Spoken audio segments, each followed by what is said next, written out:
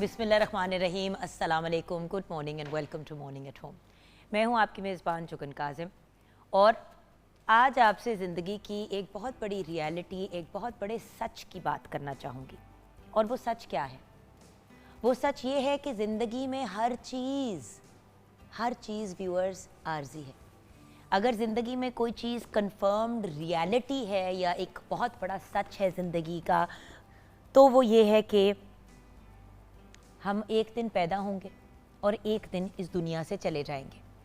और ये दिन प्री डिसाइडेड है, हमें नहीं पता वो दिन क्या है, लेकिन हम एक दिन दुनिया में आएंगे और एक दिन हमारा रब बेहतर जानता है हम इस दुनिया से रुखसत हो जाएंगे। यानी कि इस दुनिया में फिज़िकली इस वक्त मैं बात कर रही हूँ, हम जो भी चीज़ करते हैं, जैसे भी करते हैं, वो इस दुनिया में ही रह जानी है।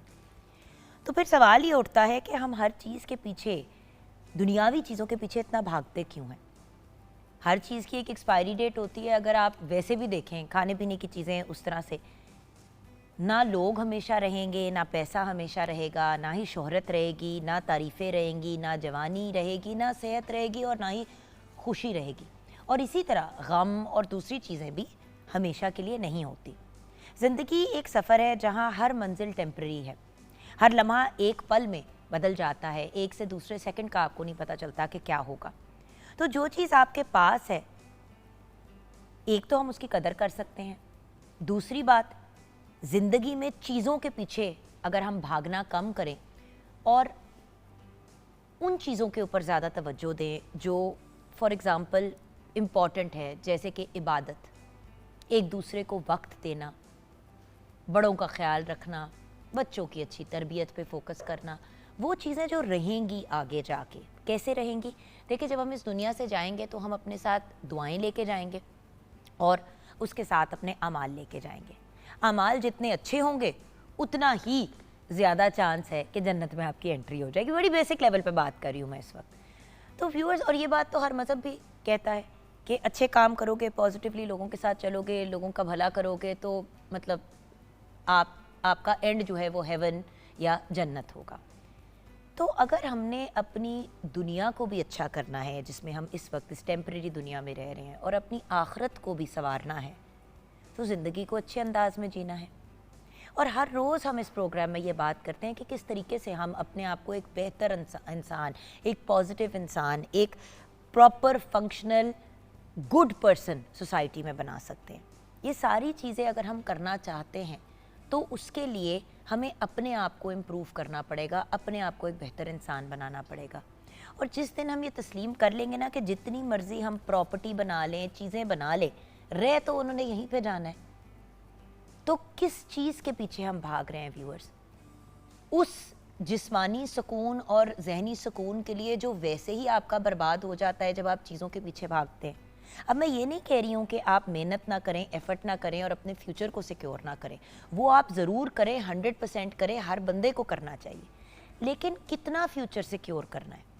इतना फ्यूचर सिक्योर करना है कि सेहत भी बर्बाद हो जाए, अपने भी छूट जाएं, या फिर इतना बनाना है कि अपनी ज़िंदगी इज्जत से बंदा गुजार ले और थोड़ी सा कुछ अगर बच जाता है तो वो बच्चों को मिल जाए। देखिए, हर इंसान अपनी ज़िंदगी का ज़िम्मेदार है, हर इंसान को अपने लेवल पे एफर्ट्स करने चाहिए। अगर हम ज़्यादा तवज्जो इस चीज़ पे डालें कि हम अपने बच्चों को अच्छे इंसान बनाएं, उनको खुद मुख्तार बनाएं, ना कि बस पैसे जमा करते चले जाएं और ये ना देखें कि बच्चे किस किस्म के इंसान बन रहे हैं, वो तो फिर अरबपति भी ज़ीरो पे आ जाते हैं जब वो पैसों का गलत इस्तेमाल करते हैं या ओवर स्पेंड करते हैं। लोगों की अगर बात करूं तो देखिए व्यूअर्स, लोग आते हैं जाते हैं, ये ज़िंदगी का एक बड़ा नॉर्मल हिस्सा है।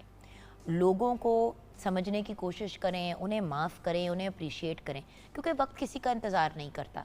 और जो लोग आपको तकलीफ़ देते हैं और जो अपनों में से नहीं हैं, बेशक उनसे किनारा कशी कर लें। देखिए, ज़बरदस्ती लोगों के साथ ताल्लुक़ जोड़ के रखना जब ज़िंदगी इतनी छोटी है, बेतुकी सी बात है।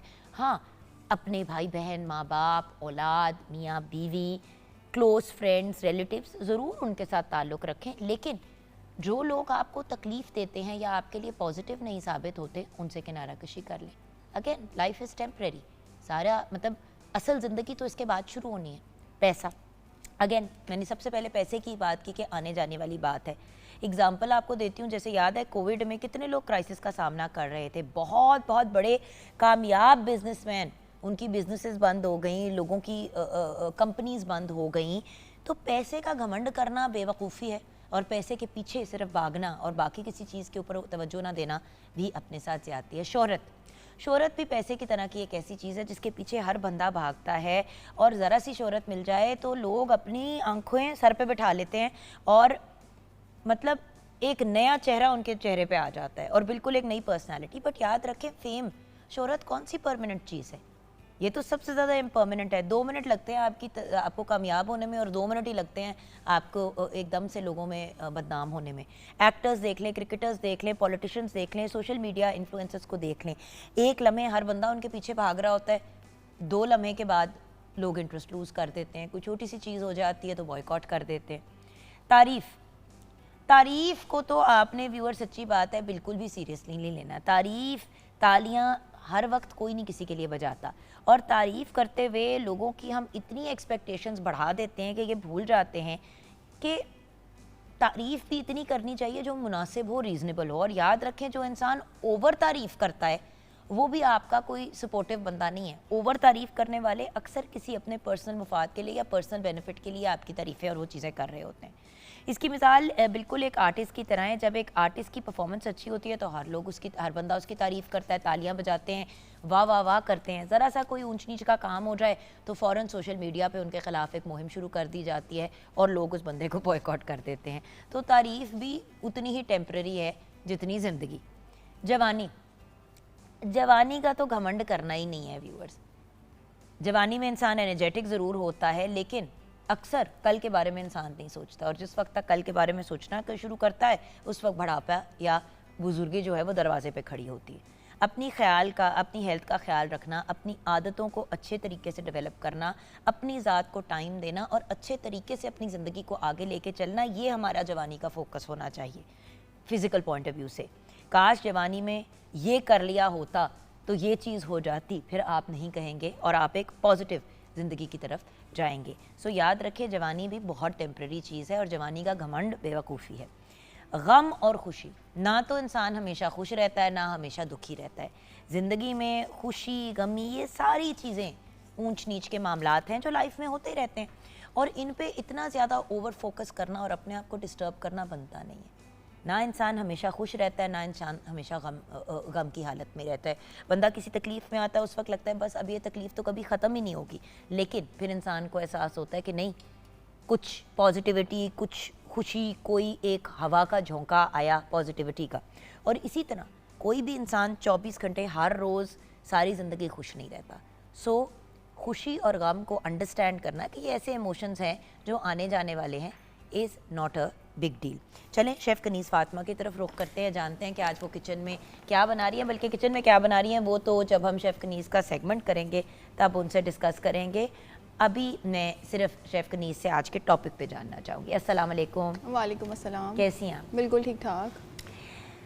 एक बात है, हम हमेशा बात करते हैं अबाउट ज़िंदगी का आर्जी होना, लेकिन आपकी एज एक्चुअली वो बिल्कुल राइट एज है जिस पे ये सवाल बनता है कि क्या आपको लगता है कि आप सारी, मतलब आप फॉर एवर इस दुनिया में रहेंगी, हमेशा हमेशा के लिए?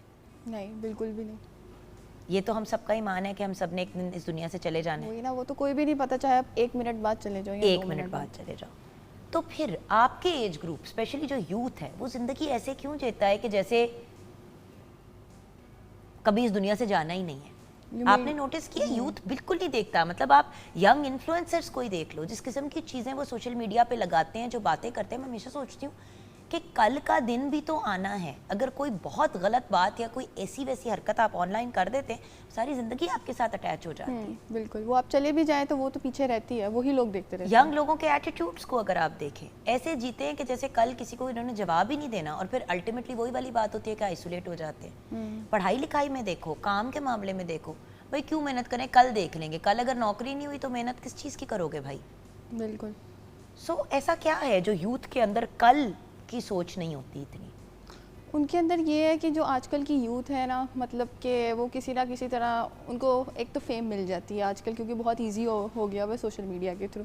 उनका ज़रा जो एटीट्यूड होता है ना, वो बहुत हाई चला जाता है, ये सोच के कि जो हम आज हैं वही हम कल भी रहेंगे, और मतलब हमने जिस तरह सारी ज़िंदगी ऐसे ही रहना और हमने यहाँ से कहीं नहीं जाना, जो कि बहुत ही गलत चीज़ है। इवन वो अपने से मतलब के जो सीनियर्स होते हैं उनकी रिस्पेक्ट करना भूल जाते हैं। बहुत दफ़ा ऐसे होता है, वो समझते हैं कि बस हम ही सीनियर हैं, जो हैं हम ही हैं, और जो कि पता है गलत सबसे बड़ा प्रॉब्लम क्या है? देखो बेटा, बात ये कि मैं भी इसी फील्ड में, हम सबको ऑलमोस्ट एक ही फील्ड है, ठीक है, आप फूड बिजनेस हो, बट मीडिया में तो हम साथ ही हैं। अब बात ये कि मैंने बड़े लोग देखे हैं, मैंने भी जब शुरू काम में मीडिया में काम शुरू किया तो मैं सबसे बड़ा फ्रेंडली होके प्यार से मिलना, सीनियर से जाके प्यार लेना, जूनियर्स के साथ लाडियाँ करना, तो मुझे सब ये घूम के कहते थे कि यार ज़रा एटीट्यूड रखा करो, ज़रा लोगों को परे करके रखा करो, और इतना आगे डुल डुल के लोगों को ना मिला करो। तो मैं हमेशा कहती थी क्यों क्यों? बात ये कि ये ताल्लुकात सारी ज़िंदगी रहेंगे। आज अगर मैं मेन लीड के ऊपर आ रही हूँ तो कल हो सकता है कि मैं सपोर्टिंग रोल में हूँ या कुछ छोटे से कैरेक्टर के लिए आऊँ सेट पे, तो तब जब मेरे साथ लोग बदतमीजी करेंगे और ऊंच नीच करेंगे तो मुझे कितना बुरा लगेगा और मेरा कितना दिल ख़राब होगा। सो किसी भी इंसान की कम है, ऐसे ऐसे आर्टिस्ट के साथ काम किए जो अपने टाइम के सुपर स्टार्स थे और अब लिटरली साइड रोल्स कर रहे हैं, ऐसे और है। लोग उनको उस तरह से पहचानते भी नहीं हैं। ऑलरेडी उनका दिल दुखता होगा इस बात पे, तो उसके साथ साथ फिर एज अ जूनियर या एज अ मीडिया पर्सन मैं उनको एटीट्यूड दिखाऊं और मूड दिखाऊं, तो आज अगर मुझे अल्लाह ताला ने इस लेवल की इज्जत दी है, कोई गारंटीड तो नहीं है कि कल भी हो। वही ना, जब आपका एटीट्यूड बहुत हाई लेवल का होता है ना, तो आपके पास ना फिर लोग आना एक टाइम पे छोड़ देते हैं। और वो एक टाइम होता है हर चीज़ का अपना बेस्ट देने का। कोई आपके पास एक दफ़ा आएगा, दो दफ़ा आएगा, तीसरी दफ़ा फिर वो बंदा भी कहेगा कि यार इससे बात करना ही फजूल है। लेकिन इसके साथ साथ बैलेंस ढूंढना बड़ा ज़रूरी है। बिल्कुल। देखो, जहाँ पे मैं बार बार ये बात कह रही हूँ, ज़िंदगी आर्जी है, इसलिए याद रखें कि इस टेम्प्रेरी ज़िंदगी के अंदर पागल नहीं हो जाना और किसी भी चीज़ के बारे में इतना ऑब्सेस्ड नहीं होना कि आप अपनी ज़िंदगी जीना छोड़ दें। लेकिन इसका ये मतलब नहीं है कि सब कहें कि जी जब अब हम घर बैठ जाते हैं, इट्स ओके, ज़िंदगी तो आर्जी है ना, इट्स ओके, अल्लाह ताला ने रोज़ी रोटी प्रॉमिस की है, वो तो मिल ही जाएगी। लेकिन बात यह है कि व्यूअर्स, अल्लाह ताला ने ये भी कहा है कि हमने मेहनत करनी है, हमने अपने सारे एफर्ट्स करने हैं। आप अपने एफर्ट्स करें, मेहनत करें, लेकिन अगर किसी तकलीफ़ या किसी प्रॉब्लम या किसी इशू को फेस कर रहे होते हैं तो याद रखें कि ज़िंदगी टेम्प्रेरी है, ये वक्त भी निकल जाएगा। आप अपनी मेहनत करते रहें, अपने एफर्ट्स करते रहें, लेकिन उसके साथ साथ ये याद रखें कि रिश्ते, सेहत, पढ़ाई लिखाई, ऑल दीज डिफरेंट चीज़ें ये भी मैटर करती हैं। तो किसी भी एक चीज़ के बारे में ऑब्सेस होकर आगे निकलने के बजाय अगर सब चीज़ों को पॉजिटिवली लेके चलें तो ज़िंदगी बड़े अच्छे अंदाज में इंसान जी सकता है। जहाँ ज़िंदगी टेम्प्रेरी है वहाँ पे ज़िंदगी जीनी ज़रूर है। तो मैंने कहा मैं ये बात ज़रूर क्लियर कर दूँ कि आज हम हमेशा एक ही बात करने की कोशिश करते हैं कि ज़िंदगी की रियलिटीज़ या जो ज़िंदगी के सच हैं उनको ज़रा एक दफ़ा गौर से देखें। हम सबको पता है झूठ बोलना बुरी बात है, लेकिन जब हम इस पर बात करते हैं तो फिर एक दफ़ा जहन में वो बात रिफ़्रेश हो जाती है। हम सबको पता है कि ज़िंदगी आर्जी है, लेकिन जब हम आर्जी होने की बात करते हैं तो एकदम से लोगों को एहसास होता है कि यार मैंने ये चीज़ कब की पुट ऑफ की हुई है। अब आर्जी इस तरह भी तो है ना ज़िंदगी के, हम चीज़ें पुट ऑफ कर देते हैं कि यार कल को करेंगे, वो कल आता ही नहीं है। चाहे कोई हॉबी स्टार्ट करने की बात हो, चाहे किताब पढ़ने की बात हो, चाहे अपनी फैमिली के किसी मेंबर के साथ टाइम गुजारने की बात हो, कर लेंगे बाद में, वो बात का टाइम ही नहीं आता व्यूअर्स। कभी वो इंसान इस दुनिया से ही रुखसत हो जाता है और हम उसके साथ टाइम गुजारने की जोश में होते हैं। हम सोचते हैं कि यार मुझे अब फॉर एग्जांपल मुझे बड़ा शौक़ है कि मैं K2 के बेस कैंप पे जाऊं और मैं K2 को सर करूं। अब ये ख्वाब है मेरा शौक़ है। अब जिस स्टेज और जिस एज पे मैं ज़िंदगी में पहुंच गई हूँ, अगर अब मैंने ना किया तो आगे जाके इम्पॉसिबल हो जाएगा। तो मैं बार बार डिले करती जाती हूँ कि देखी जाएगी। अब आपको पता है, मैंने आप लोगों को बताया था कि मैंने मास्टर्स के लिए अप्लाई किया, मेरा दाखिला भी हो गया यूनिवर्सिटी में बाहर, और वो मतलब ऑनलाइन मैंने अपनी पढ़ाई करनी थी, लेकिन मैंने उसको डिफ़र कर दिया। अगस्त में मैंने शुरू करना था। क्यों मैंने डिफ़र किया? अब ये लास्ट ईयर सितंबर में मैंने स्टार्ट करना था। अब आप देखें कि जून आ गया, वो मुझे डिफ़र करना पड़ा और मैं नहीं कर, अभी मुझे नहीं नज़र आ रहा कि मैं कैसे कर पाऊँगी, बट बार बार जहन में यही बात आती है कि फिर कब करूँगी। सोचती रहती हूँ, बच्चों की चीज़, मियाँ की चीज़, फैमिली की चीज़, ससुराल की चीज़, घर की चीज़ें, काम, हर चीज़ ज़्यादा इम्पोर्टेंट हो जाती है। सो बात यह है कि याद रखें, एक दिन टाइम विल रन आउट तो जो ख्वाब हैं, जो होप्स हैं, जो एस्पिरेशंस हैं, जो पॉजिटिव काम आप करना चाहते हैं, जो अच्छी चीज़ें करना चाहते हैं दूसरों के लिए भी, वो सारी चीज़ें अब फोकस में लाना शुरू करें। ब्रेक की तरफ जाएंगे, ब्रेक के बाद जब वापस आएंगे तो ऑफ कोर्स शेफ कनीज़ के किचन में मुलाकात होगी। एंड ऑफ कोर्स आज एक बहुत ही अमेजिंग और ब्रिलियंट पर्सनालिटी जो फिलैंथ्रोपिस्ट भी थे, ह्यूमैनिटेरियन भी थे, उनकी डेथ एनिवर्सरी है, उनको भी ट्रिब्यूट पेश करेंगे, लेकिन ब्रेक के बाद।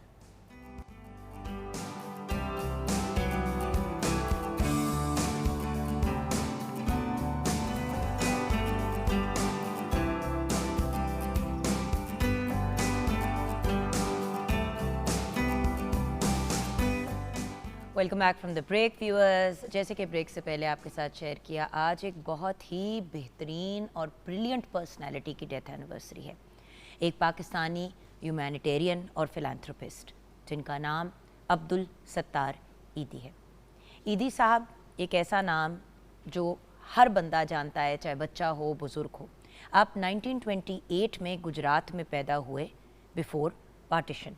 1947 में तकसीम हिंद के बाद आप का पूरा ख़ानदान जो है उसने हिजरत की टू पाकिस्तान और बैरून मुल्क में आपने बहुत नाम हासिल किया, अपनी खदमात सर अंजाम दी और बहुत से लोगों ने आपको ना सिर्फ अप्रिशिएट किया बल्कि आपको इंटरनेशनल और नेशनल लेवल पे बहुत से अवार्ड से भी नवाजा गया। मोहतरम शख्सियत के तौर पे आपको बहुत याद भी किया जाता है, आपको मिस भी किया जाता है। और ईदी साहब तो एक इंसाइक्लोपीडिया हैं ऑफ इंफॉर्मेशन, ऑफ इंसानियत, कि हम सबको किस तरीके से एज ए ह्यूमन बीइंग आगे बढ़ना चाहिए। तो आज हम ईदी साहब को याद कर रहे हैं। 8 जुलाई 2016 को, यानी कि 9 साल पहले आप इस दुनिया से रुखसत हुए। ईदी साहब ऑब्वियसली हमारी दुआएं तो हमेशा उनके साथ हैं और अल्लाह करे कि आपको जन्नतुल फिरदौस में आला तरीन मकाम हासिल हो। आमीन सुम आमीन। आइए व्यूअर्स किचन में चलते हैं।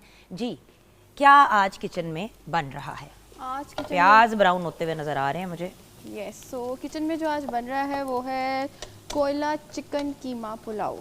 हाय हाय, इतना लंबा नाम। यस, तो पहले उसके इंग्रेडिएंट्स जो है वो पहले मैं पहले मेरी जिम्मेदारी बता दो। मैंने ये प्याज को क्या करना है? प्याज को आपने इन्हें लाइट ब्राउन करना है। लाइट ब्राउन करने के बाद ये अदरक लहसुन पेस्ट है, इसमें आपने 3 टेबलस्पून ऐड करने हैं। ठीक है।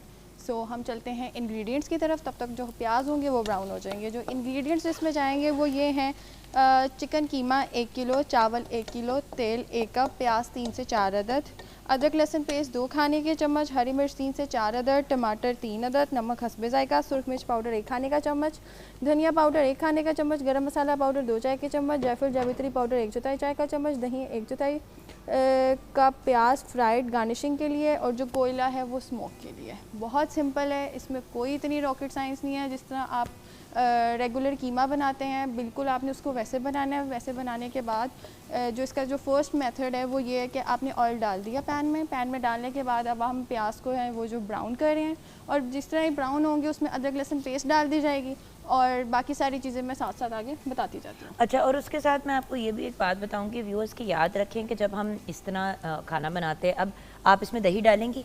हाँ जी, डालेंगी। अब बहुत से लोग कहते हैं कि भाई बच्चे जो हैं वो मिर्चों वाली चीज़ें, बिरयानियाँ वगैरह नहीं खाते। अगर आप पुलाव के तरफ जाएंगे तो आपको फिर ऑब्वियसली मिर्चें और मसाले कम मिलेंगे, और मेरे ख्याल से ये एक बड़ी ही मज़े की डिश है बच्चों के पॉइंट ऑफ व्यू से। बहुत से बच्चे ऐसे होते हैं वो कहते हैं जी हमने गोश्त नहीं खाना, एज इन हमने गोश्त के बड़े पीसेस नहीं खाने। अब मेरा हसन जो है 8 साल का है, इंशाल्लाह 9 साल का हो जाएगा अभी दिसंबर में।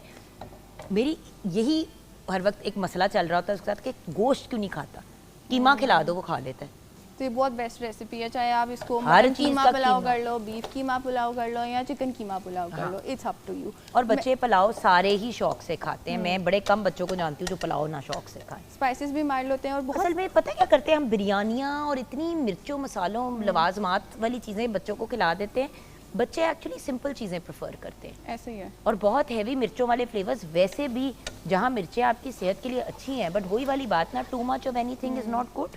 और बिरयानी वैसे भी रोज़मर्रा बनती रहती है, ये ज़रा थोड़ा हटके हो जाता है, वेरिएशन आ जाती अच्छा, मैं है। बताऊं एक बात, हम जब छोटे होते थे ना घर में, तो हमेशा यही होता था कि पुलाव हफ्ते में 2 या 3 दफ़ा बनता ही बनता था। बिरयानी तो अब बहुत ज़्यादा लोग बनाना शुरू हो गए। ऐसे ही है। पहले बिरयानी इतनी कॉमन चीज़ नहीं होती थी। बिरयानी कोई घर में ओकेजन होता था, फंक्शन होता था, लोग आ रहे होते थे, तो तब बिरयानियाँ बनाई जाती पहले थी। बड़ा ट्रेंड होता था वो पुलाव और आलू गोश्त का।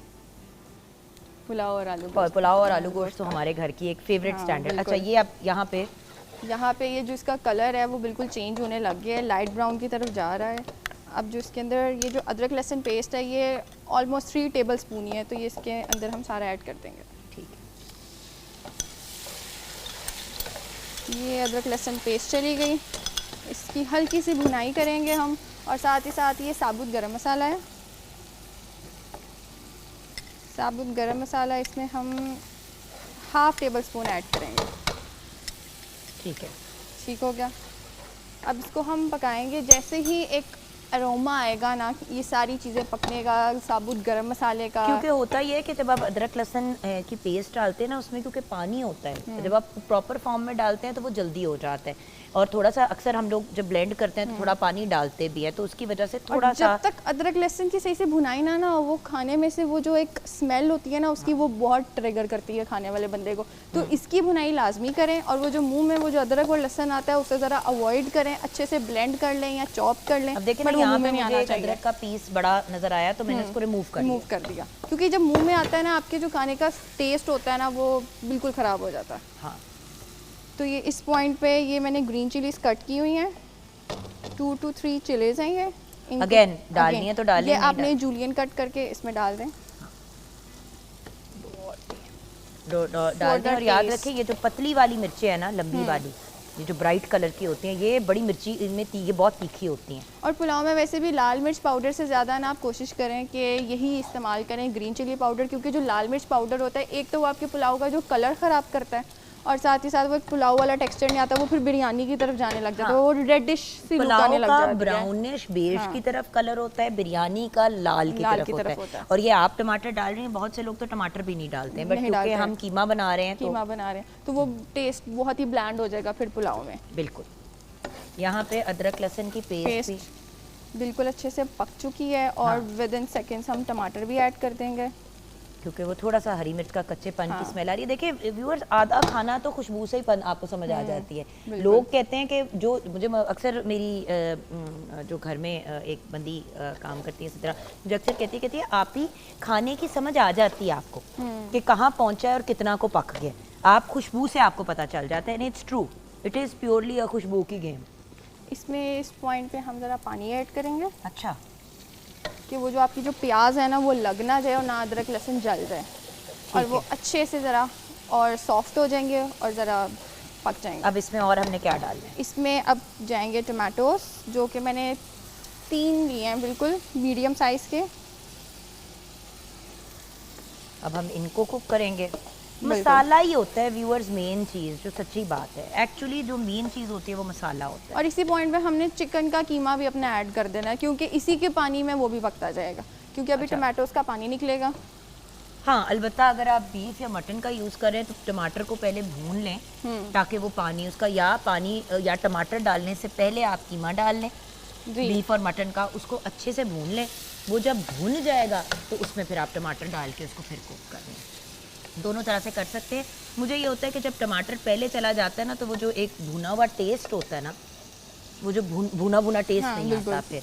तो चिकन में तो आपको ये इशू नहीं होता ऑब्वियसली, क्योंकि चिकन की ना तो स्मेल का प्रॉब्लम है या ना वो दूसरे वाला इशू होता है। बट अगेन चिकन में भी अगर आप कच्चा लहसुन अदरक डाल देते हैं तो वो बहुत अजीब सा टेस्ट हो जाता है, आपका पूरा जो रेसिपी होता है ना, वो उसको तबाह कर देता है। अच्छा, नमक का ख्याल रखना है पुलाव में। मैंने अक्सर नोट किया कि नमक जो है ना, वो बहुत ज़्यादा डल जाता है पुलाव में।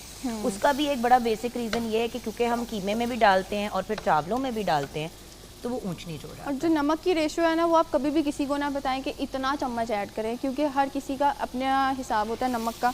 मैं मोस्टली रेसिपीज़ में यही नमक का मेंशन करती हूँ, हस्बे ज़रूरत, क्योंकि किसी को कोई ब्लड प्रेशर का मसला है, किसी को कुछ है, किसी ने ज़्यादा खाना है, किसी ने कम खाना है, तो it's according to your taste. तो उसको बिल्कुल भी ना मेंशन किया करें या किसी को बताया करें कि जी इसमें इतना ही मैंने भी डाला था तो तुम भी डालो।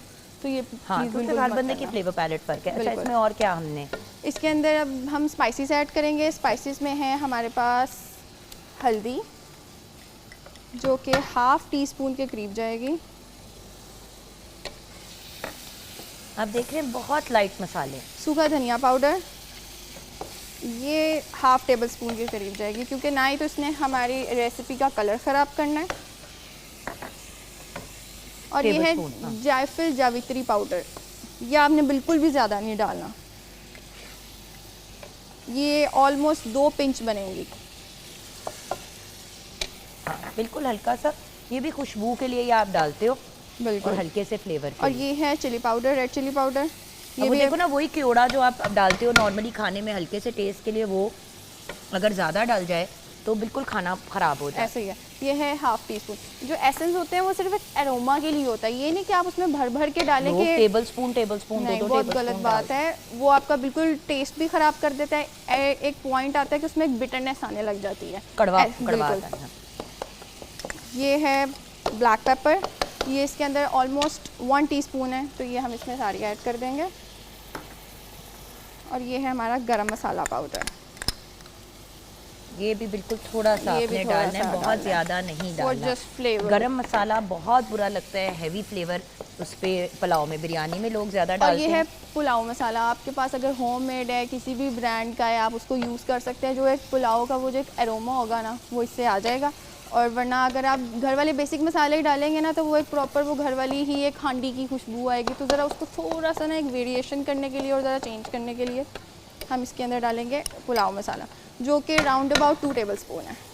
और अगर आप पुलाव मसाला नहीं डालना चाहते तो आप खड़ा मसाला, जो ड्राई मसाला होता है, गरम मसाला, वो थोड़ा सा बढ़ा लें और चिकन पाउडर डाल चिकन लें। पाउडर डाल लें। फ्लेवर वही आपका आ जाएगा। पुलाव मसाले में ये है कि जितने भी मसाला जाते हैं वो सब कुछ मिक्स है, आपको अलग अलग ना ख़रीदना पड़ेगा, ना अलग अलग से डालना पड़ेगा। वो एक अब नमक कितना और कब डलेगा? नमक, पुलाव मसाले में भी नमक था, तो ज़रा इसकी भुनाई हो जाए फिर हम नमक डालेंगे। नमक कोशिश कीजिए कि लास्ट में ही डाला करें, एकदम ना डाल दिया करें। हाँ। अच्छा, अब यहाँ से आगे क्या होगा, क्योंकि हमें ब्रेक की तरफ जाना है। यहाँ से आगे ये है कि जो चिकन का कीमा ऑब्वियसली वो इतना टाइम नहीं लेता, पक वो गया। बिल्कुल पक गया है। अब हमने सिर्फ इसकी भुनाई करनी है। भुनाई करने के बाद जब ऑयल ऊपर आने लग जाएगा, उस पॉइंट पे आपने एक तो सबसे पहले अपने स्पाइसेस चेक करने हैं। पानी डालने से पहले चावलों के लिए, चावलों को आप 20 to 25 मिनट्स के लिए भिगो के रख दें।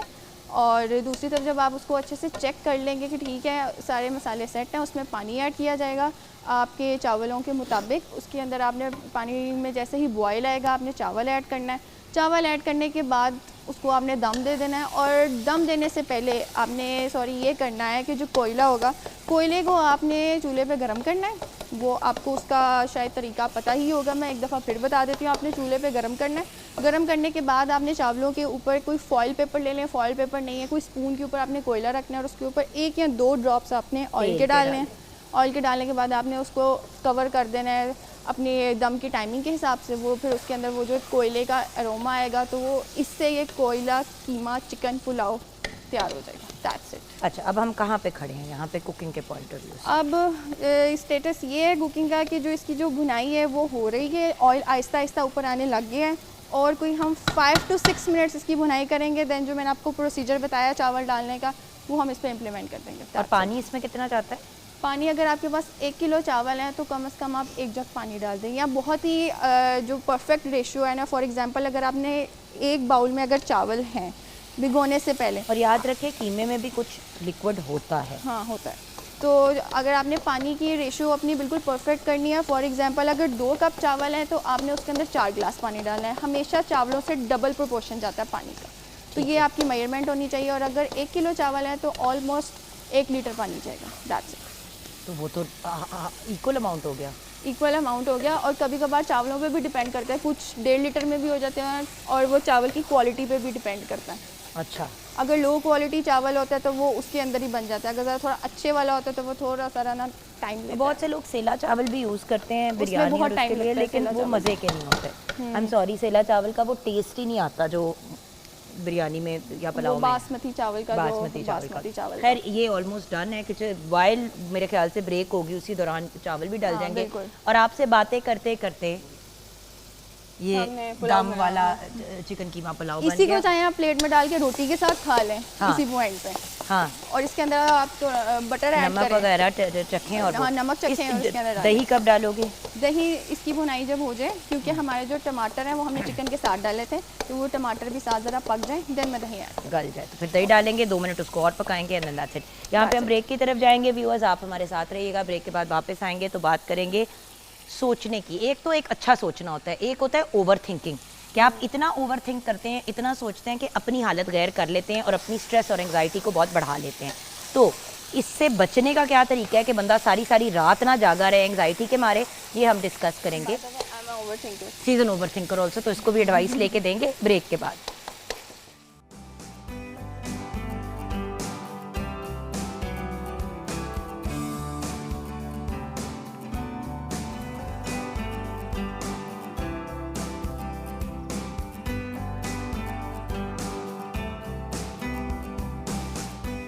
Welcome back from the break viewers. जैसे कि आपसे वादा किया था, अब हम बात करने लगे हैं स्ट्रेस की, टेंशन की, और उसका एक जो बहुत बड़ा साइड इफ़ेक्ट है वो है ओवर थिंकिंग।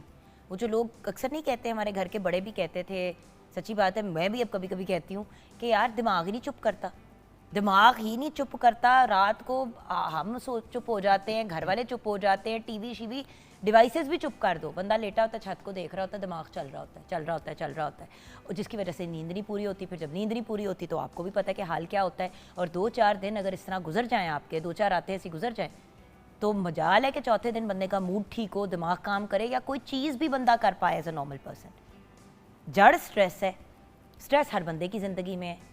ओवर थिंकिंग से कैसे बचें, इसकी गाइडेंस हमें देंगी डॉक्टर आसमा नाहिद, एजुकेशनल साइकोलॉजिस्ट हैं और स्पेशल नीड्स कंसल्टेंट हैं। अस्सलाम वालेकुम डॉक्टर साहबा। वालेकुम अस्सलाम।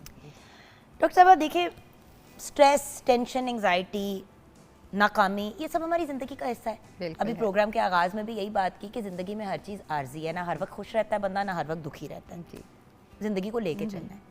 मैं आपसे ये पूछूं कि जी स्ट्रेस के रीजंस क्या हैं, तो वो तो हम सबको अपने अपने पता है। किसी का बच्चे की प्रॉब्लम है, किसी का मियाँ तंग करता है, कोई खुद बंदा बीमार है, 1000 प्रॉब्लम्स हैं जी, वो नहीं ख़त्म हो सकते। स्ट्रेस के साथ जो हम कोप करने की चीज़ें करते हैं, उसमें से आपकी नज़र में सबसे नेगेटिव अमल कौन से हैं? नेगेटिव कौन सी है? स्ट्रेस को अगर इस तरह से देखा जाए, स्ट्रेस, एंग्जाइटी, नाकामी, कोई भी ट्रेजेडी, दुख, व्हाटएवर, सारे को इकट्ठे मसाइल का सामना हाँ जी, हम कौन से गलत अमल करके करते हैं? गलत अमल, एक छोटी सी बात पहले कहना चाहूँगी, फिर इस पे बात करती हूँ कि स्ट्रेस जो है वो हमारी बॉडी और माइंड, जो एक्सटर्नल इंफॉर्मेशन, एक्सटर्नल इश्यूज आ रहे हैं, उनका जो रिएक्शन है बॉडी और माइंड का, वो स्ट्रेस है।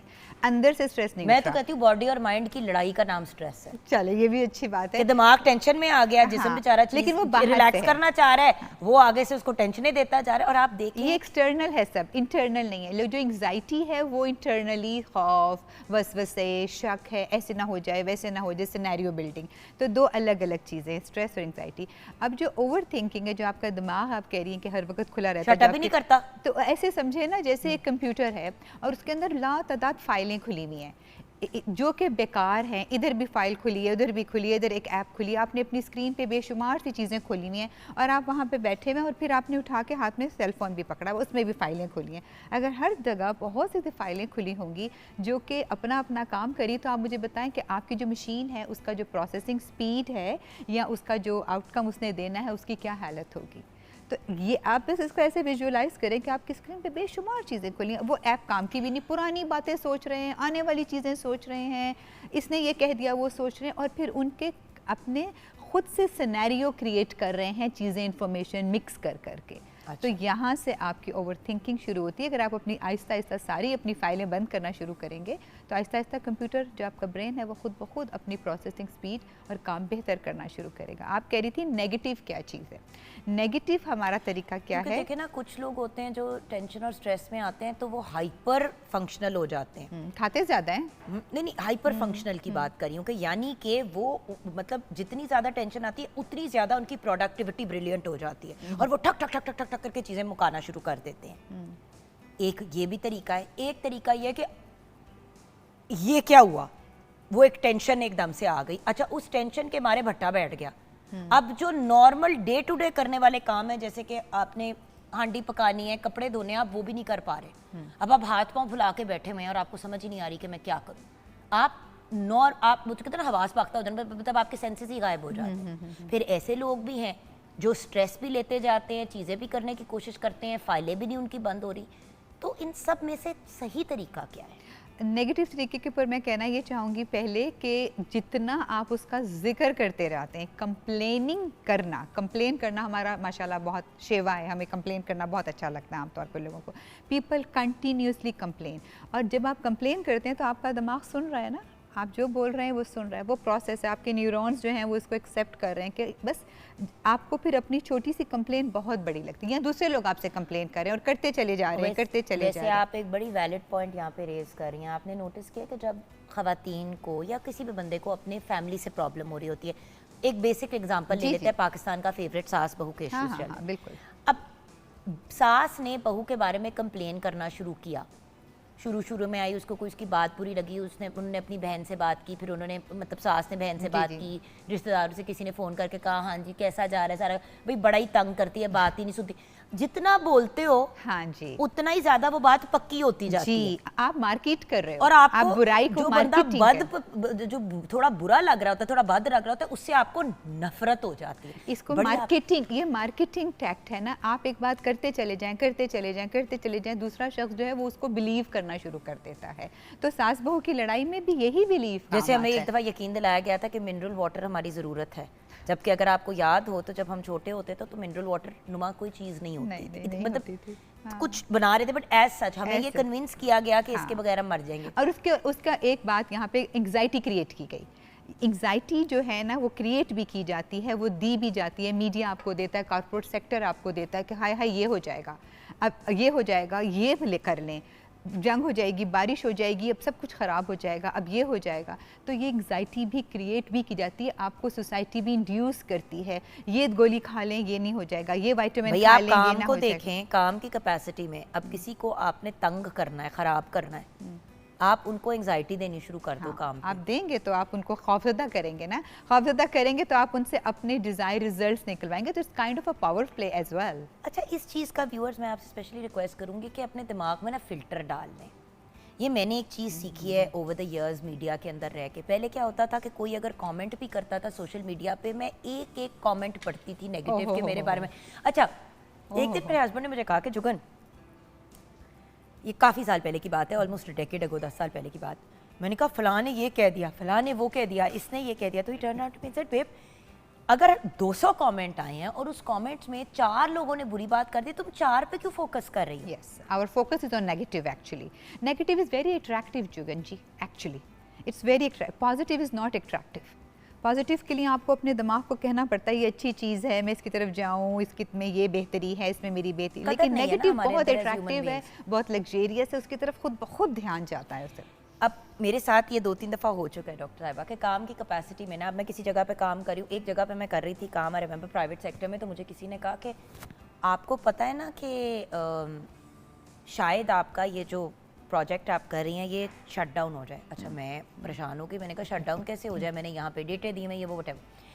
अच्छा, एक बंदे ने कही, दूसरे बंदे ने बैठ के कही हाँ इन लोगों के हालात नहीं ठीक लग रहे, पता नहीं ये फाइनेंशियली इसको मैनेज कर पाएंगे कि नहीं, पता नहीं चैनल भी आगे चलेगा कि नहीं। मेरे दिमाग में वो फतूर बैठ गया, मुझे टेंशन होनी शुरू हो गई। मैंने कहा लो जी, मैंने तो सारा कुछ छोड़ के एक और जगह आके काम करना शुरू कर दिया है। वो डॉक्टर साहबा बेसिकली बाद में मुझे जिस चीज़ का एहसास हुआ ये हुआ कि वहाँ के लोग मुझे जान के तंग कर रहे थे कि ये खुद ही तंग आके इरिटेट होके कोई अपने लिए या तो कहीं और जुगाड़ ठिकाना ढूंढ के खुद ही रिजाइन दे दे, या ये इतनी भोतला जाए कि ये काम ना कर पाए। पावर प्ले, ये मेरे साथ हो चुका है। एंग्जाइटी इंड्यूस की भी जाती है, ये जान के मुझे पागल किया कि मेरी वो जो, और आपकी ऑब्वियसली आप डिस्टर्ब्ड होंगे, आपकी टीम के साथ नहीं बनेगी, तो बड़ा मामला खराब हो। और बाद में हम लोग वही जो पुरानी टीम के लोग थे, कभी उनसे बात होती है तो वो हंसते हैं और कहते हैं आपको टोटल उन्होंने बेवकूफ़ बनाया था। आप ही, तो मुझसे सारे ज़्यादा आप ही बुलाते जाता, तो उन्होंने कहा आप ही आपको बेवकूफ़ बनाया था, वो आपको जान के टीज कर रहे थे। अब देखिए फैमिलीज में भी तो ऐसे लोग होते हैं, घरों में भी ऐसे लोग होते हैं, जान के आपको इरिटेट करते हैं। अब एक कॉन्फिडेंस खत्म कर दिया जाता है। मैं आपको एग्जांपल देती हूँ, खातून है, उसको डायबिटीज भी है, उसको ब्लड प्रेशर भी है। डॉक्टर ने उसको कहा है कि आपने स्ट्रेस नहीं लेनी, आपने अपनी स्ट्रेस को रिड्यूस रखना है।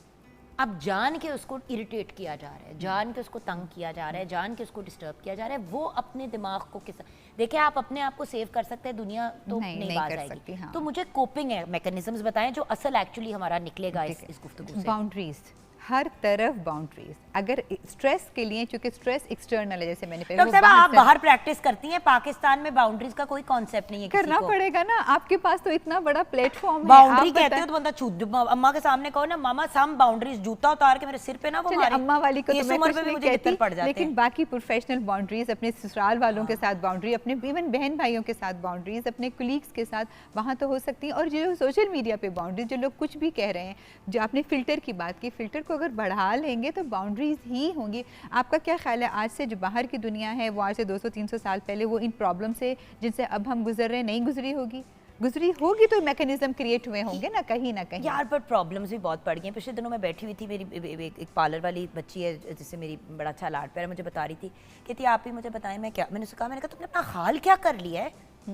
मैंने कहा हल्के इतने तुम्हारे डीप हो गए हैं, स्किन खराब हो गई है। मैंने कहा बच्चे पानी नहीं पी रही, सो नहीं रही।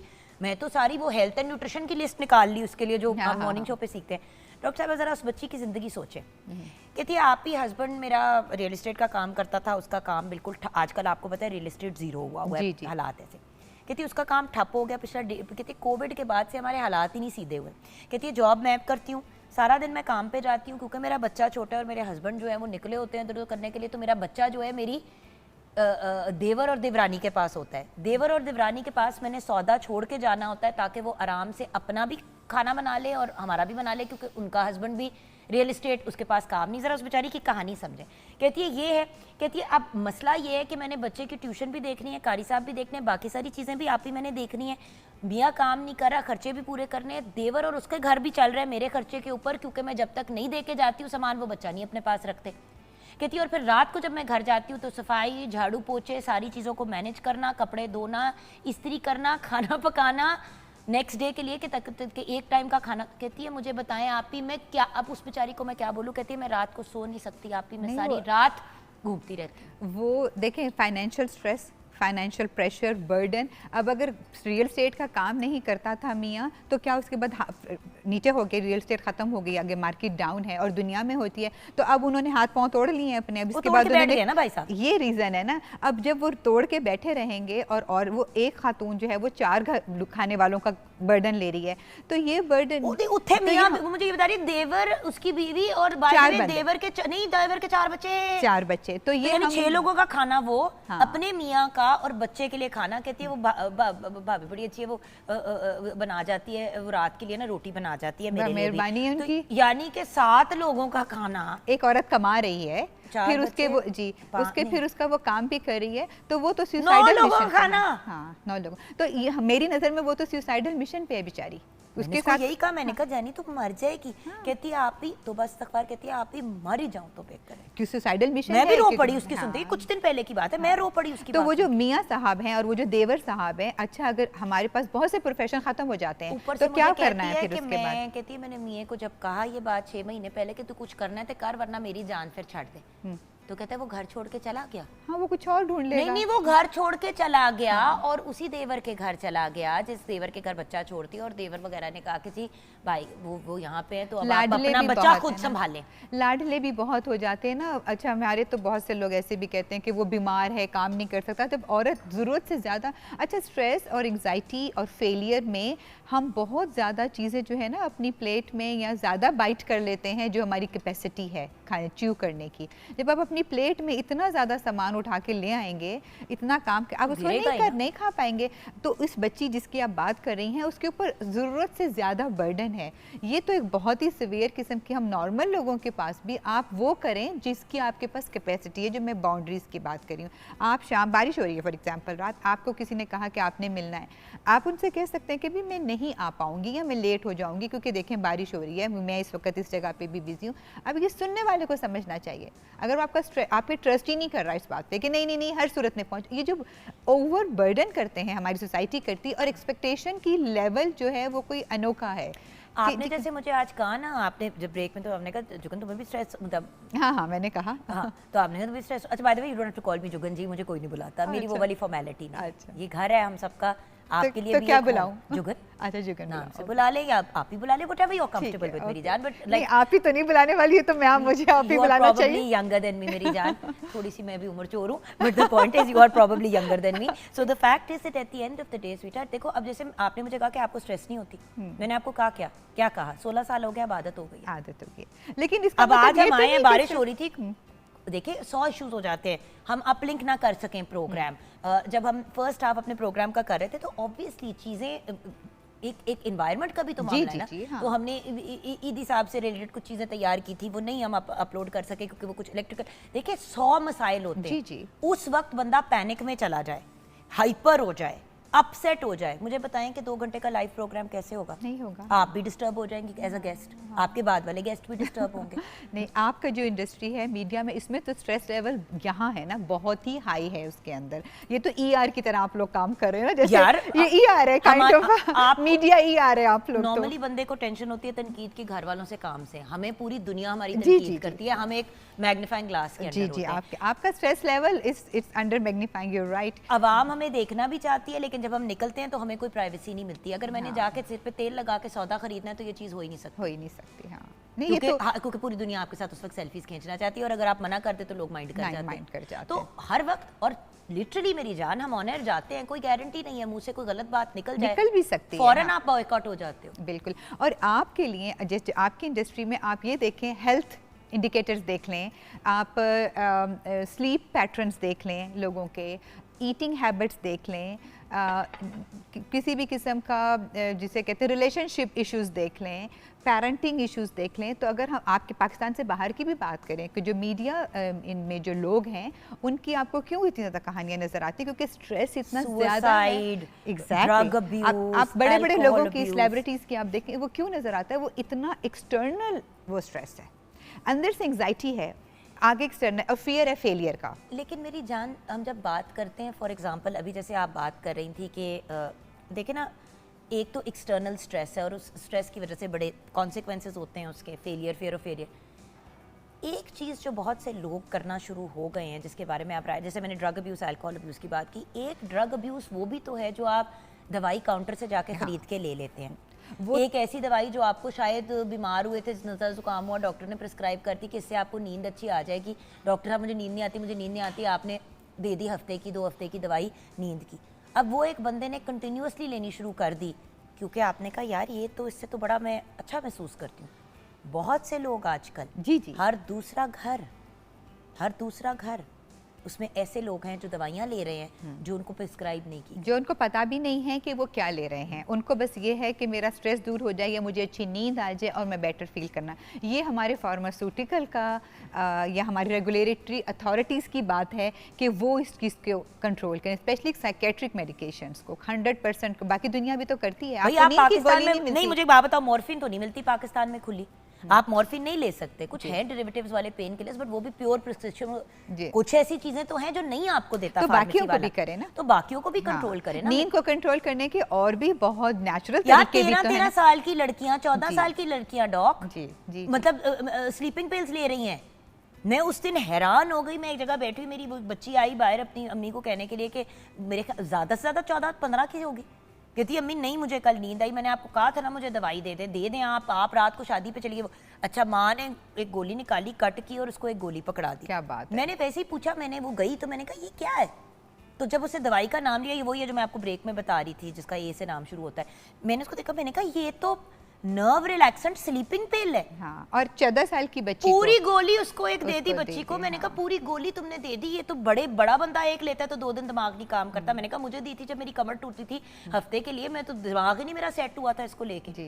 तो कहती है नहीं, ये जब तक नहीं लेती सोती नहीं है। जब हमने अच्छा खाना मैं तो नहीं 2 खाना। लेती हूँ, कहती मैं रात को 2 लेती हूँ सोने के लिए, मुझे तब जाके नींद आती है, इसको मैं 1 दे देती हूँ। जब हमारी कोई डेली रूटीन नहीं है, जब एक्सरसाइज इंपॉर्टेंट नहीं है, जब हेल्थी खाना इंपॉर्टेंट नहीं है, जब सारी रात जाग के टीवी देखना है या फ़ोन पे रहना है, जब आपका स्केड्यूल ही सेट नहीं है, आप सूरज के साथ उठते नहीं, सूरज गुरूब होता है उसके साथ अपना शट डाउन नहीं करते आहिस्ता आहिस्ता अपने दिन को, हम रातों को जागने के लिए तो क्रिएट ही नहीं हुए थे। इंसान क्रिएट ऐसे नहीं हुआ। हर बंदा रातों को जागता है, एक स्ट्रेस और टेंशन, दूसरा ये मनहूस। जी, मैं इसी की बात कर रही हूँ कि सारी रात आप स्क्रीन पे रहते हैं, ब्लू लाइट्स आपके साथ रहती हैं, आप नहीं सोएंगे, आप सोएंगे नहीं, आप सुबह उठ के प्रोडक्टिव ही नहीं होंगे। जब प्रोडक्टिव नहीं होंगे फिर आपका फेलियर नहीं होगा, आपको स्ट्रेस नहीं होगा, आपको लोगों की बातें बुरी नहीं लगेंगी, तो क्या होगा? आप काम पे नहीं कुछ प्रोड्यूस कर पाएंगे, औरत कुछ का नया नया बच्चा होता है, जी जी, क्यों कहते हैं कि उसका खास ख्याल रखें और उसको रात को सोने दें?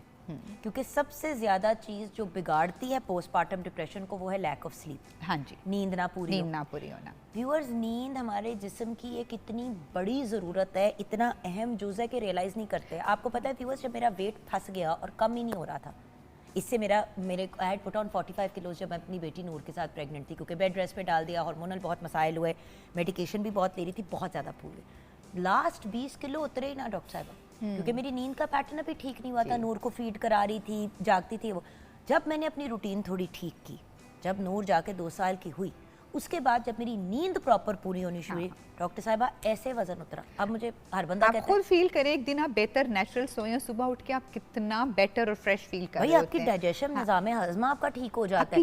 ये जो एरिया है आपका ये ठीक होता है, आप फोकस कर सकते हैं दूसरे की बात पे, आप समझ सकते हैं कि आप क्या कर रहे हैं, आप क्या करना चाहते हैं, क्या लिख रहे हैं, क्या पढ़ रहे हैं, कहाँ पे काम, कोई भी काम आप कर रहे हैं। नींद आपको, आप ये समझे ना कि मशीनरी का ऑयल है, ये मशीन है ना एक, तो इसका ऑयल नहीं होगा, नींद है। खाना तो एहतियात से ही खाया करें, मैं जब खाने को ऑयल नहीं कह सकती यहाँ पे, क्योंकि हमारे यहाँ बहुत ओवर ईटिंग, अच्छा ओवर थिंकिंग और ओवर ईटिंग भी बहुत है। ओवर ईटिंग में प्रॉब्लम नहीं है अगर आप इतना बड़ा बोल फ्रूट का खा लेते हैं या सलाद का खा लेते हैं।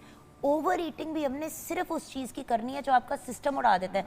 आप फल सब्जियां ज़्यादा खाएंगे, ज़्यादा से ज़्यादा ये होगा कि आप अगर कॉन्स्टिपेटेड है तो आपकी कॉन्स्टिपेशन ठीक हो जाएगी फाइबर की वजह से। जी, सारी दुनिया इस वक्त प्लांट बेस्ड डाइट पे चली गई है, बाहर की दुनिया। वो ये कह रहे हैं कि जितना हमारी ज़मीन उगा रही है हम सारी चीज़ें वहाँ से लेने की कोशिश करें, लेकिन हमारे यहाँ अभी भी जब तक हम निहारी पाई नहीं खाएंगे, रोज़ समोसे नहीं खाएंगे, तो हमारा दिन नहीं गुजरेगा। और ये चीज़ें आपको कितना लेथार्जिक करती हैं एट द एंड। तो डॉक्टर साहिबा फिर अल्टीमेटली तो अब देखिए, आप एक इंटरनेशनल लेवल की डॉक्टर है, बाहर काम करती हैं, बाहर प्रैक्टिस करती हैं, यहाँ पे भी आप आती हैं, ऑनलाइन भी आप इतने लोगों को, आपके पेशेंट्स हैं, तो मुझे ये बताएं कि eight the end of the day अगर कोई मेन आप चीज़ें बता दें स्ट्रेस के साथ कोप करने की, नींद की बात हुई, 100% नींद पूरी करनी है, खुराक आपने अच्छी लेनी है, ओवर ईट नहीं करना, साफ सुथरी देनी है और पोर्शन कंट्रोल करना है आपने अपना। अच्छा, बिला वजह दवाइयाँ और चीज़ें नहीं आपने अपने अंदर डालनी। आपने नहीं, आपको स्ट्रेस को दवाइयाँ नहीं रिलीज कर सकती। स्ट्रेस को आपका एक्सटर्नल है ना, आप उसको कंट्रोल नहीं कर सकते। ये वो वाली बात है कि आपको चोट लगी हुई, आपने उस पर बैंडेज लगा दी है, जी, चोट नीचे वहीं की वहीं है, सिर्फ आपने कवर किया उसको, कवर किया है। पेन किलर भी मैं हमेशा आपको कहती हूँ कि पेन क्यों हो रही है उसका रीज़न ढूंढें, दवाई लेके पेन को ना रोके, पेन का रीजन ढूंढे और उसको जड़ से मुकाएं। एग्जैक्टली 90% प्रॉब्लम्स डॉक्टर साहिबा डाइजेशन की वजह से हो रहे हैं। बहुत ज्यादा बैठते हैं हम लोग, बहुत ज़्यादा सिटिंग, लोग बहुत बैठते हैं, आप बैठे रहते हैं, आप एक्टिविटी के लिए बाहर नहीं निकलते। आज से पहले हमारे वक्त में या हमारे पेरेंट्स के वक्त में इतना ज़्यादा सिटिंग बिहेवियर नहीं था, इतना भी हमारा अभी भी वक्त अभी भी है। मैं कहना कि उनकी सेहत ज़्यादा बेहतर थी क्योंकि वो लोग बहुत एक्टिवली हर काम में मसरूफ। यार झाड़ू पोछा भी प्रॉपर किया जाता था, झाड़ू अब हम कैसे करते हैं, लंबे लंबे वो आ गए हैं झाड़ू वाली से। बाहर के मुल्क में तो अब आपको झुकना भी नहीं पड़ता सफाई करने के लिए, आप जमीन शमीन छत चोते हर चीज सब कुछ करते। बट जितनी आसानियां पैदा हुई हैं उतनी ज्यादा हमने मसाइल, उतना हम बैठते हैं, हम जितना ज्यादा बैठे रहते हैं तो हमारे पास ये गैजेट्स हैं, हम इनको देखते रहते हैं और फिर सिनेरियो बिल्डिंग भी करते हैं। अच्छा इसने ऐसा पहना, इसने ऐसा खाया, इसने ऐसा देखा, वो तो बहुत खुश है, मैं खुश नहीं हूँ, उसके बच्चे बहुत अच्छा कर रहे हैं, उसके मियां ने उसको जेवर दिया, उसने गाड़ी खरीदी, उसने घर खरीदा, उसका 5 कमरों का घर है, मेरा 2 कमरों का। और फिर साथ साथ अब पॉलिटिकल सिचुएशन यहाँ से वहाँ जा रही है, यहाँ पे जंग हो रही है, यहाँ पे हर वक्त हम नेगेटिविटी की तरफ जाते हैं। जब आप काम करेंगे, आपका फ़ोन बंद है, आप काम अपने किसी काम में मसरूफ़ हैं, क्रिएटिव हैं या फिजिकल है, जो भी काम में, आप 2 घंटे वहाँ लगा के फिर एक 10 मिनट का फ़ोन देख लें, डजेंट मैटर, आप आ जाए वहाँ।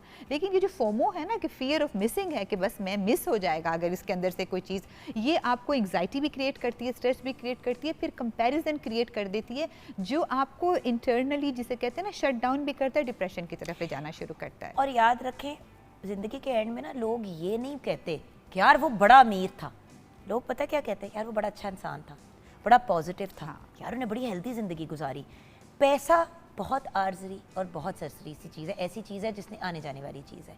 कमाएं, एफर्ट्स करें, अपने आप को मोटिवेट करें, सब कुछ करें, लेकिन not at the cost of your health and specially mental health and your mental health and your peace. अगर ये नहीं चल रहा ना तो फिर कुछ भी नहीं चल रहा। इसको हमेशा एक मशीनरी की तरह इस्तेमाल करना चाहिए। इसकी डेंटिंग पेंटिंग ऑयलिंग सब हमारे यहाँ, बाकी डेंटिंग पेंटिंग तो बहुत अच्छी है, इसकी इंटरनल डेंटिंग पेंटिंग जो है ना वो इसको डिटॉक्स करना, इसका ख्याल रखना, इसके लिए कौन सा खाना खाना चाहिए, इसको कितना, आपको कितनी वॉक चाहिए दिन में करने के लिए। आपको अब तो घड़ियाँ बताती हैं कितने स्टेप्स आप उठाएंगे, तो आपके स्टेप 10,000 स्टेप्स आपको दिन में उठाने हैं ताकि आप जो है वो चले। आपको बेशुमार चीज़ें मिल गई हैं अब तो। सो अल्टीमेटली व्यूअर्स, एक हैप्पी हेल्दी ज़िंदगी के लिए जिस्म के साथ साथ दिमाग की नशोनुमा, जो हम हमेशा कहते हैं, मेंटल हेल्थ ठीक हो जाए तो बाकी सारे मसले हल हो जाते हैं। एक मैं और बात कहना चाहती हूँ आखिरी, जो फेलियर की बात थी, फेलियर आपका टीचर है, आपका जज नहीं है, आपकी आइडेंटिटी नहीं है। जब हम फेलियर को आइडेंटिटी बना लेते हैं ना कि ये जज है, मैं जज कर रहा हूँ, आपका काजी नहीं है, आपका उस्ताद है, तो life can be little bit manageable. I am not saying easier. Thank you so much doctor साहिबा, बहुत बहुत शुक्रिया। welcome, कुछ हमने बेसिक टिप्स आपके साथ व्यूअर्स शेयर की डॉक्टर साहिबा को, फिर हम तकलीफ देंगे ज़रा डिटेल में। किसी दिन हम ऑन एयर आपको कोपिंग मैकेनिज्म्स करके दिखाएंगे विद एग्जांपल्स, ताकि थोड़ा सा आप बेहतर अंदाज में सीख भी सकें। आज तो सिर्फ ये बात आपको पॉइंट आउट करनी थी कि ये चीज़ें अनहेल्दी हैं और ये आपकी ज़िंदगी के स्पैन को छोटा कर देती हैं। छोटी सी ब्रेक के बाद वापस आएंगे। अब हम बात करेंगे एंटरप्रेन्योरशिप, कुछ यंग बच्चे भी हमें ज्वाइन करेंगे, कुछ एक्टिविटीज़ करेंगे ऑन एयर।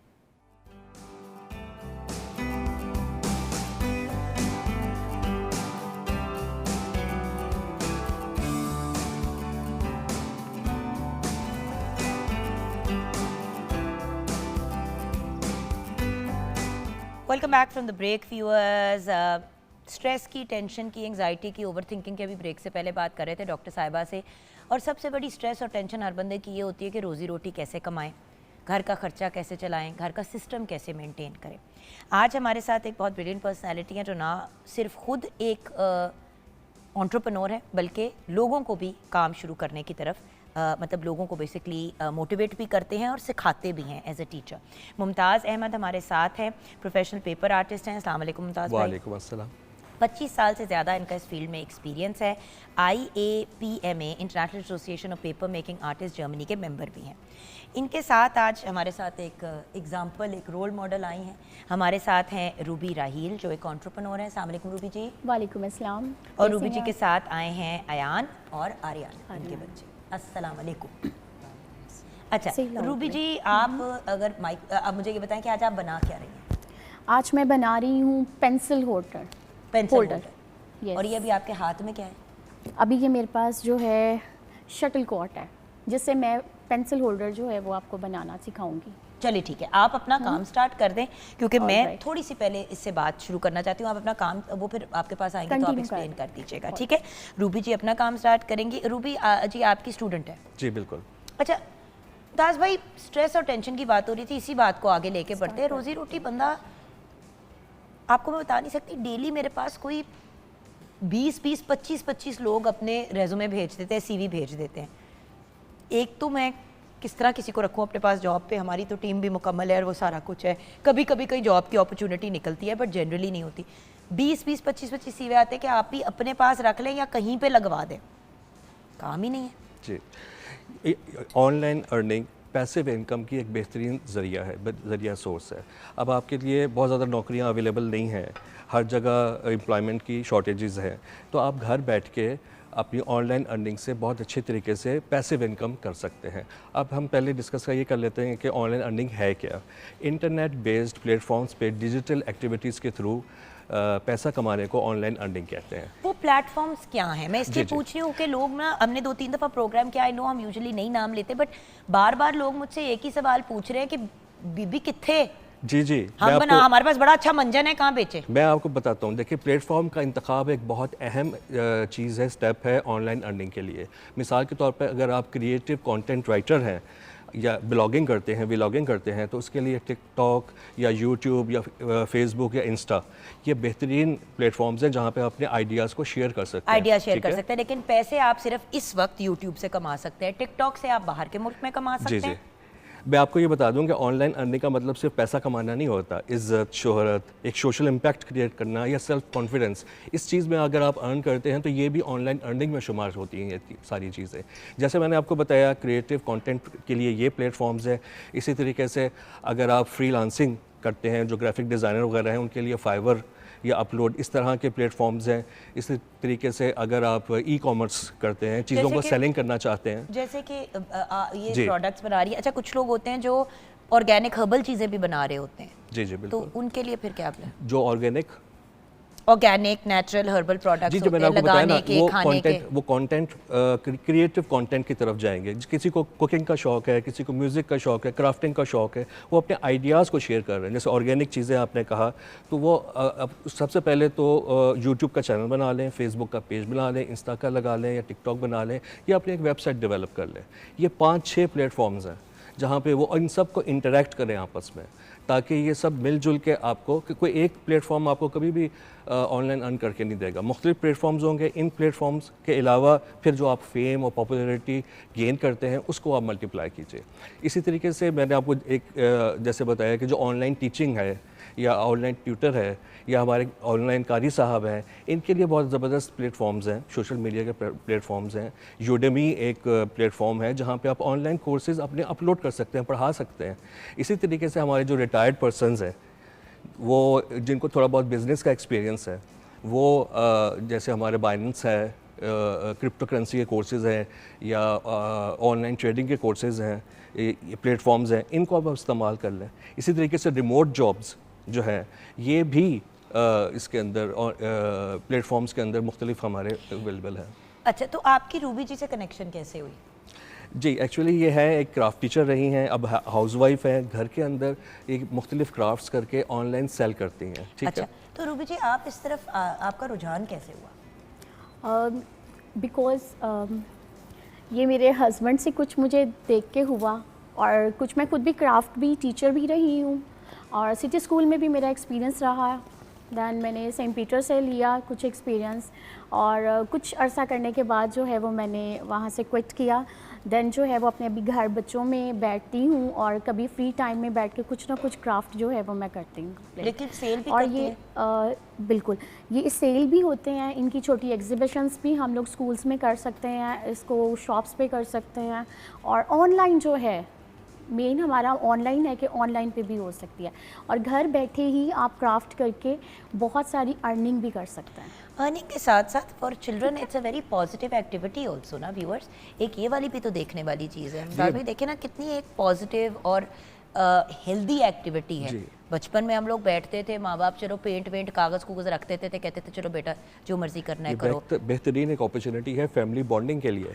अब जाके जैसे रूबी राही स्कूल ने, से इनके याद है 2 चौक बच्चे चोरी हैं। करते थे और घर जी। लेके आते थे कि हम वो हॉपस्कॉच का टापू का वो बना लिया जी, जी, करेंगे जी, और जी। खेलेंगे। अब तो सब कुछ जब से मोबाइल आया है, स्क्रीन टाइम बढ़ गया है, आपस में आइसोलेशन बढ़ गई है। तो क्राफ्ट एक्टिविटी आप घर के अंदर आप करें, आपकी फैमिली बॉन्डिंग बनती है, आपका स्किल लेवल बढ़ता है, आपकी प्रॉब्लम सॉल्विंग एक्टिविटीज़ बढ़ जाती हैं। तो ये क्राफ्ट एक्टिविटी ज़रूर होनी चाहिए। कोई भी क्राफ्ट हो जाए, पेपर हो जाए, रेजन वर्क हो जाए, वुड वर्किंग हो जाए, एम्ब्रॉयडरी हो जाए, इवन कुकिंग हो जाए। कुकिंग की बात करें तो किचन में भी नज़र डालते हैं। हाँ जी, क्या सिचुएशन है बेटे? सिचुएशन ये है कि खाना बिल्कुल रेडी है, 70% तो आपके साथ ही खाना पक चुका था, तो 30% का जो ये था चावल डाल के हमने उसे पका लिया, और मैंने उसको गार्निश किया है विद फ्राइड अनियन। और आप इसको इस तरह से मतलब लेमन और थोड़ा सा कोरिएंडर फ्रेश इस तरह से भी गार्निश करके डिस्प्ले कर सकते हैं। ऑसम। अच्छा, हमें ब्रेक में जाना है, जल्दी से रूबी जी बताएं अभी तक कहाँ तक पहुँची है आपका काम? जी, ये मेरी कटिंग डन है, और मैंने कलरिंग जो है वो इसकी स्टार्ट कर दी है। मेरे बच्चे मेरे साथ हेल्प कर रहे हैं इसको रिमूव करने में, और मैं कलरिंग करने में। ठीक है। और इसकी स्टेप्स क्या हैं? बल्कि ऐसा करते हैं कि ब्रेक की तरफ जाते हैं, ब्रेक के बाद जब वापस आएंगे तो मुमताज़ भाई आप वहाँ पे होंगे और उनको स्टेप्स बताते जाएंगे और वो साथ साथ बिल्कुल। काम करते जाएंगे। तो आप हमारे साथ रहिएगा व्यूअर्स।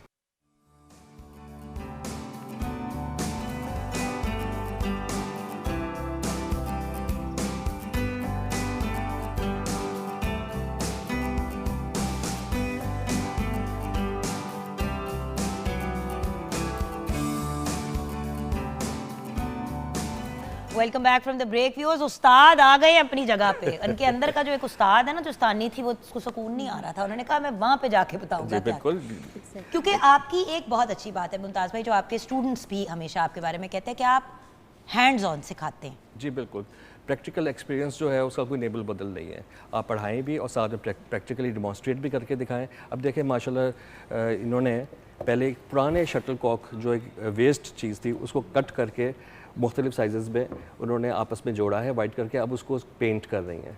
तो अब देखें ना, फादर्स डे है, मदर्स डे है, कितना प्यारा गिफ्ट है अपनी। यही बाय द वे सिर्फ पेंसिल होल्डर नहीं, ये तो आप यूज़ कर सकते हैं एज अपने ब्रशेस के लिए, मेकअप के लिए, ड्रेसिंग टेबल पर जा सकता है। बेटा अगले Mother's Day and Father's Day के प्रेजेंट हो गए, अब्बा के लिए ज़रा कुछ और बना लेना और अम्मा के लिए इस तरह की चीज़ बना। अब देखिए इसी को इस्तेमाल करते हुए हमने मुख्तलिफ टेक्सचर करके एक वॉज बना लिया। वॉज भी आप बना सकते हैं खूबसूरत, शटल कॉक का ही बना हुआ है।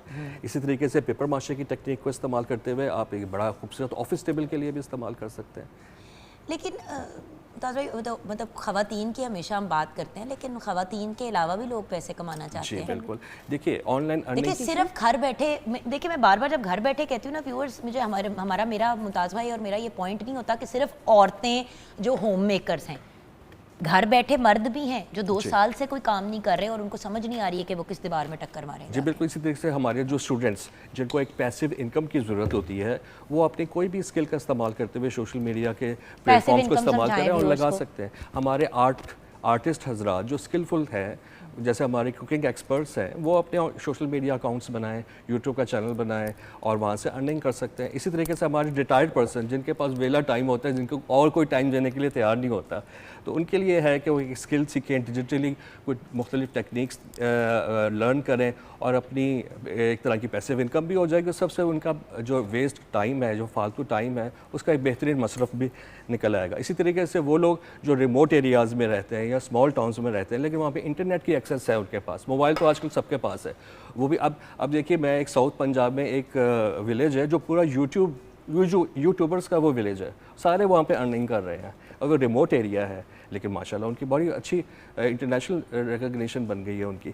इसी तरीके से एक कौन सा गाँव है ये, मुझे स्पेशली उसका नाम नहीं याद, लेकिन मैंने चेक किया था सोशल मीडिया पे, तो वो एक पूरा विलेज है जिस पर तमाम जो हमारे नौजवान हैं मुख्तलिफ जो उनकी स्किल्स है, कोई खेती बाड़ी की कर रहा है, कोई कुकिंग की कर रहा है, कोई प्रैंक्स कर रहा है, कोई जोक्स कर रहा है, हर किसी ने अपना चैनल बनाया हुआ है और वो वहाँ पे अर्निंग कर रहे हैं।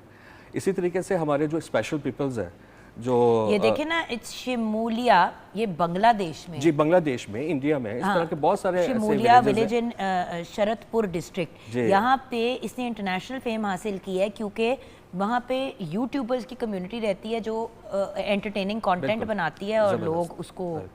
इसी तरीके से हमारे जो स्पेशल पीपल्स हैं जो कि मूवमेंट जिनकी मुश्किल होती है, लेकिन जो उनके पास डिजिटल स्किल्स हैं मौजूद, वो घर बैठे अपनी ऑनलाइन अर्निंग अपने स्किल्स के हिसाब से, अपनी क्रिएटिविटी के हिसाब से चैनल्स बना के कर सकते हैं। एक लामहदूद अपॉर्चुनिटीज़ हैं, लामहदूद इसके चैनल्स हैं। अच्छा, रहीम यार खान पाकिस्तान, ये बिल्कुल बिल्कुल इसने बड़ी पॉपुलैरिटी हासिल की है। इसका नाम है, लोगों ने निक नेम रखा है रहीम यार खान का, मतलब रहीम यार खान। वहाँ पे एक छोटा गाँव है जिसका नाम है यूट्यूब विलेज। जी, ये मैं जिक्र कर रहा था। मतलब वहाँ पे हर ख़ानदान, मतलब हर घर के अंदर एक यूट्यूबर बैठा हुआ है और इन्होंने बड़े पैसे कमाए हैं माशाल्लाह।